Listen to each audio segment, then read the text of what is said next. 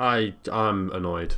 This is video 3, but I have technically had my first terrible tech difficulty. Yeah, you guys, you saw the last videos, you saw the issues with both of them, and the last one was even worse. I recorded a video talking about tattoos, and it was very, very long, and there was an issue. The noise gate on my microphone was bugging the fuck out. I don't know what the hell was going on, but you guys could not hear some of the words I was saying. It was just cutting out, beep, beep, beep, like just completely flattening out.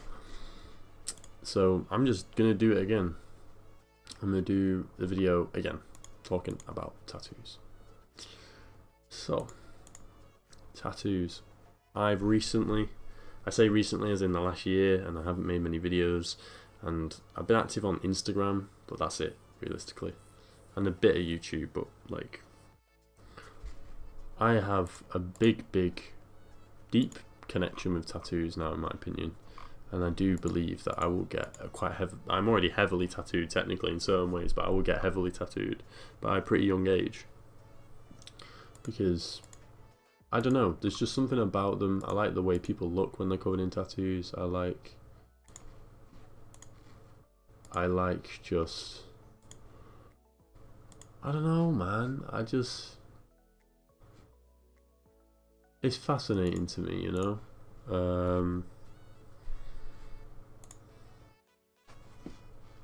I know I haven't got a game to capture. I'm going to play Doom now, by the way. Fuck. I forgot what I was saying. Fuck me.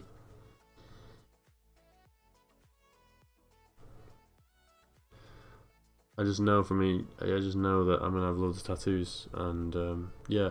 Anyway, let's go. Let's just chat shit. Let's do this video. Tattoos, bro.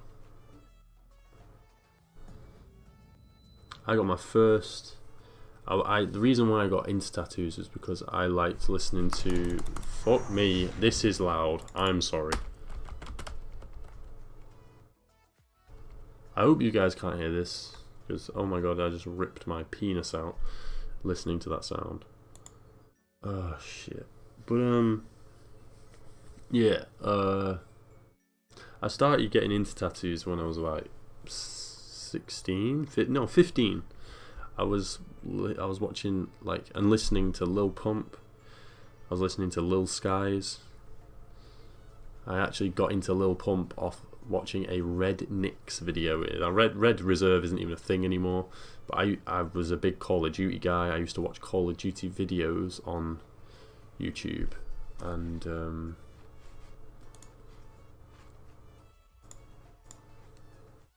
I used to watch Call of Duty videos on YouTube, and there was this YouTuber who did a video about meeting up with Lil Pump in Black Ops 2.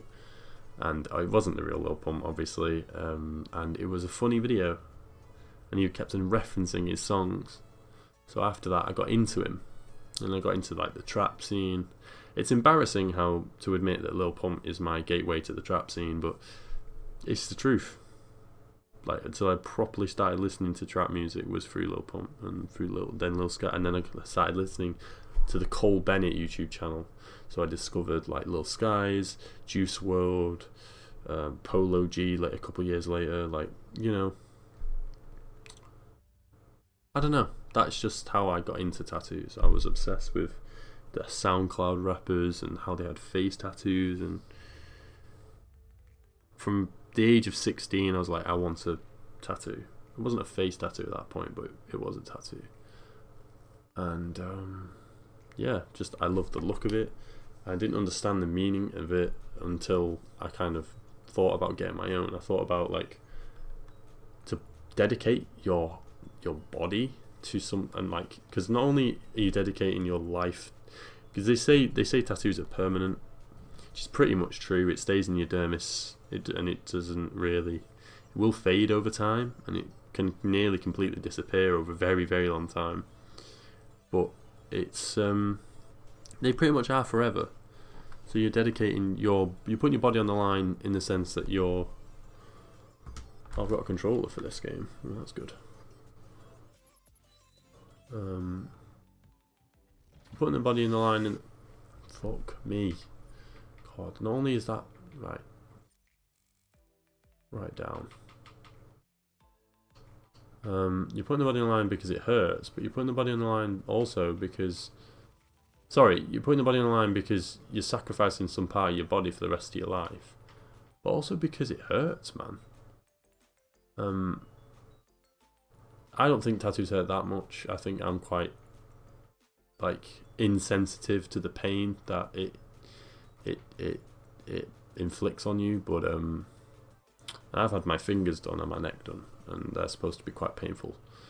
So yeah, I think it's a big commitment, and that's why I wanted my first one to be something that meant something to me. And I say first one because over time, I'm not saying these tattoos don't mean something to me. They do. They mean a lot to me. But I've really thought about the first one. I'd say I overthunk it, to be honest. I spent not too much time. You never spend too much time thinking about a tattoo. It's a big commitment. But for me personally, I think I overthought it a little bit. I'm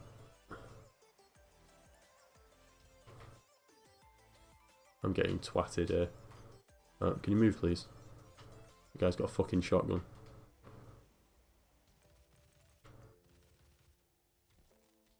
Give me the health, give me the health. Yes. And then after that point, it sort of improved a bit. Started to understand that it's important to think about it, but I can't like just stress about it because it took me 3 years to actually come up with my first design. No, not come up with it. I came up with it 3 years prior. I came up with the design when I was 17 and I got tattooed when I was 20. So, you know, just completely overkill, overthinking it. Fast forward to the next tattoo. This was after a period of listening to a lot of Lil Peep.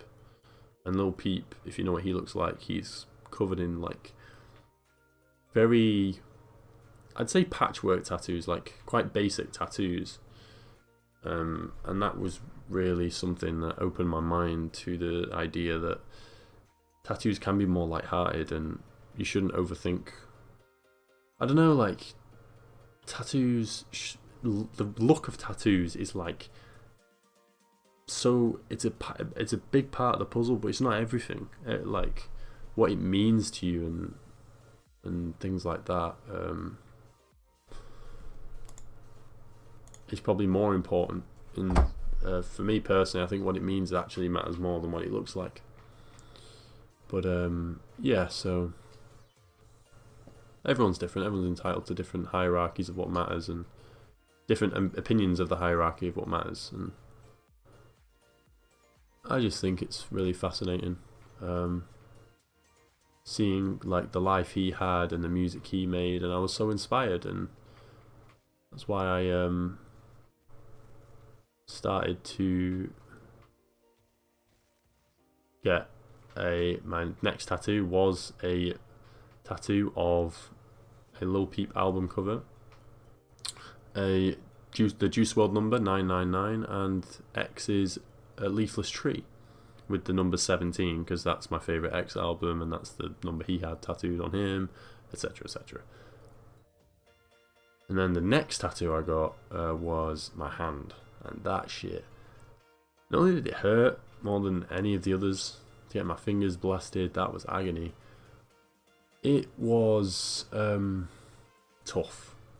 The repercussions of it were tough, and I don't mean the repercussions in terms of like the regret. Getting used to getting my fingers tattooed was quite a big shock. It took actually like a month, I'd say, for me to adjust. I had a month where felt like I guess it kind of could be regret, but it was more shock. It was more shock that my fingers were just black and like shit, like this is me, like I cannot hide this for the rest of my life. But it was the fact that the reaction I got from my family. My family have a lot of bad prejudices about tattoos, and it was toxic. It was shit to hear it, but put it bluntly, it was part of reality, in the sense that there are people out there that don't like tattoos. There are people out there that are going to shit on you for just being who you want to be and getting little marks on your skin. It's pathetic, but it's just the truth. So it opened my mind to that sad fact. And yeah, I don't regret it, but it was sad and it was overwhelming. And then finally, the fourth tattoo session I ever had. I say ever. When I get more money, I'm just gonna get more tattoos, guaranteed. But I will be definitely getting more. Anyway, the fourth one was my neck, and that one was bad. The repercussions of that were terrible. Not only did, on the day, I was kicked out of the house. I was threatened with eviction by people that I live with, my parents. They were that unhappy that I got my neck done. I think that's insane. Prejudice for some people is very, very high. Going against people's will. Because some people think getting a tattoo is throwing your life away.